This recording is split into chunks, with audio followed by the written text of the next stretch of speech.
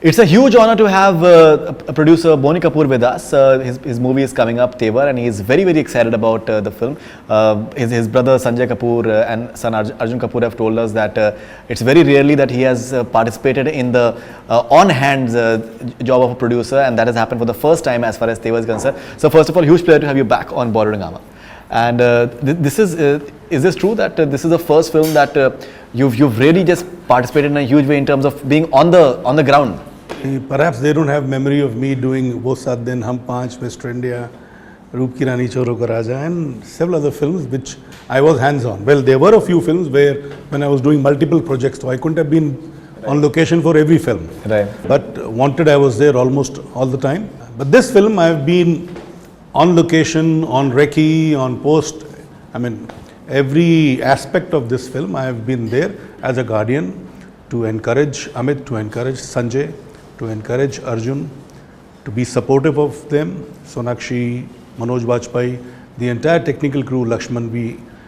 We've had a fun time doing this film, and it was good to see them from a distance. Apparently, you also participated in the recce, and I think the terrace of Arjun's home was searched by you, where the Superman song takes place. Well, you see, we all were together, and since it's a difficult location, I thought that particular terrace would be more appropriate because the view of Taj from that terrace was excellent. And since we all were together, and I took the lead of walking the step first, that's it. We were all into it together, not that I spotted it. It was there for everybody to see. I just gave him the confidence, yes, it's possible, and we'll shoot from here. Sir, Boney Kapoor has been known for grandeur as far as production value is concerned, be it Prem, be it Roop Ki Rani, Choro Ka Raja, be it Mr. India. You've always just come up with grandeur ideas, and maybe many would say that you've been path-breaking in terms of how to just raise the level of production as far as any of the Hindi movies concerned. Roop Ki Rani, Choro Ka Raja, I still remember it was the costliest film made till that point of time. So what is it about risk taking that comes to you? The endeavor has always been to do something out of the world, or go out of the way to do something, to present something in a different way. And obviously when you do something different, when you aspire to do something big and different, so they tend to look colossal. They look bigger than what the visuals of other films are. It is just, and I'm sure every filmmaker has that desire. Maybe I have succeeded, maybe in putting across such colossus more often than what normally is seen. I've always had this in mind that I should do something which stands out. Besides, you see, I have grown up in an environment where my father, he joined the industry being an assistant to K. Asif. So hearing the tales of K. Asif and the opulence of Mughal-e-Azam, on the other side I was very close to Raj Kapoor. Right.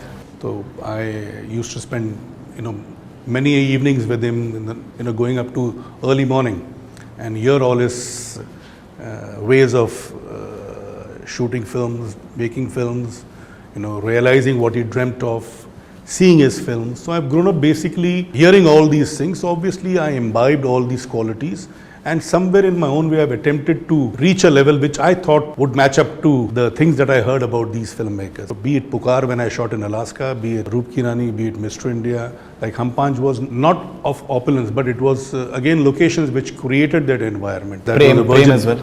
Prem, of course, we shot in almost about 32 locations, right from Andaman Nicobar to Sri Lanka to Seattle in US. My way of looking at doing a film is give the director what he sees, what he visualizes. At times I've got a little carried away, but the intention has always been to give him all what he desires. I need to be convinced myself this is what would be good for the film.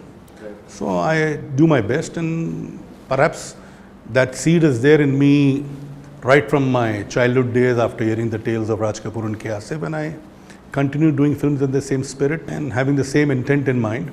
Likewise in this film, the situation was the introduction song of Sonakshi. So I wanted that to look bigger than the biggest and present her in a form when 1100 crew members were present. Almost about 1100. And we lit up the entire place in a way, became a stunning visual, which was a way beyond a normal film's budget, but I thought this is something which will lend a lot more credibility to her introduction. So I think the first look promo of any movie is the window to how people are gauging it, and the response to the first look promo of Tevar was extremely positive. Now, what was your reaction when you saw that industry and the people in general, they are reacting to Obviously, it? I was happy. Right. You know, first a satisfied producer, then a satisfied brother of a producer, then a satisfied father of an actor, and satisfied being a guardian of the project. I have overall been almost like a guardian on this project, you know. Amit is like my child, I mean my son, Arjun of course is my son, Sanjay is my kid brother, and Sonakshi is also like my child. So basically it was doing a film with these youngsters who were out there to prove themselves, to give their best. And how do you see as the evolution of Arjun? He's, if you look at the box office track record, he's having, like, except for Aurangzeb, all his movies have worked at the box office. Well, I'm glad it is taking a good shape. In fact, Aurangzeb, which didn't perform at the box office, I feel he had done a marvelous job in that. I think that's his best performance. So, I mean, till Tevar. Of course, he has done good work in all the films, be it two states. You know, he's done variety of roles, given shades of doing different characters. You know, be it two states where he plays a normal college boy. In Gunde, he's a ruffian, you know, brought up from poverty. In Ishq Zadeh, he's a spoiled brat of a small town, big family, rich family. But in Aurangzeb, he had two characters to play, and I think he was exceptionally good in that film. Again, in Finding Fanny, he was pitted against Nasir, Pankaj, Dimple, and Deepika in full form. So you see, to stand up against these four major actors, right, was commendable itself. So I just spoke to Arjun a short while back, and even in his other interviews, he has said that this movie has been important for him also because of the fact that he got to bond with you on a one-to-one basis. You were having breakfast together and lunch together, and the entire on location basically. Because well, obviously, if I'm location, then we will all sit together. But definitely, there was a far closer connect because we were there constantly together. See, it was fun watching him do all what he was doing.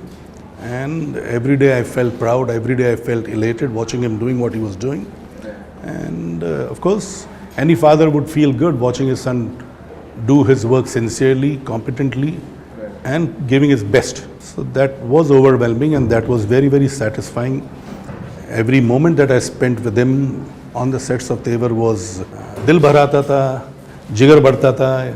Now, I think one unique aspect as well about Arjun has been that he was not launched by Boney Kapoor, one of the biggest producers that Bollywood has had, and he has come on his own, and now he is doing his father's film. Well, do you feel proud of that? Yes, absolutely.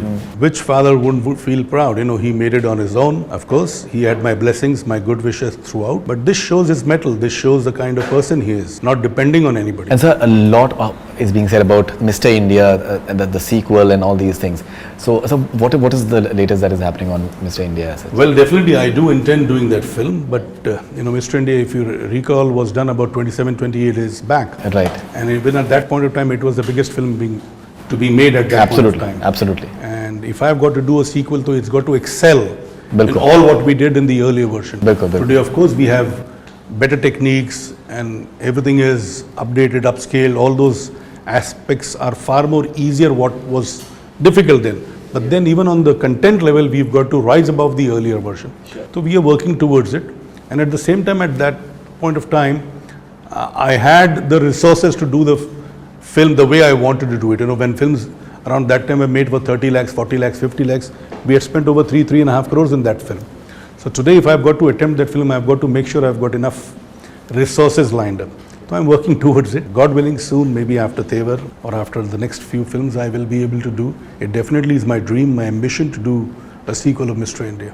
Right. And so, what sort of release strategy are you planning for Tevar in terms of screen count, and do you have any? See, that's up to our distributors and co-producers, Eros.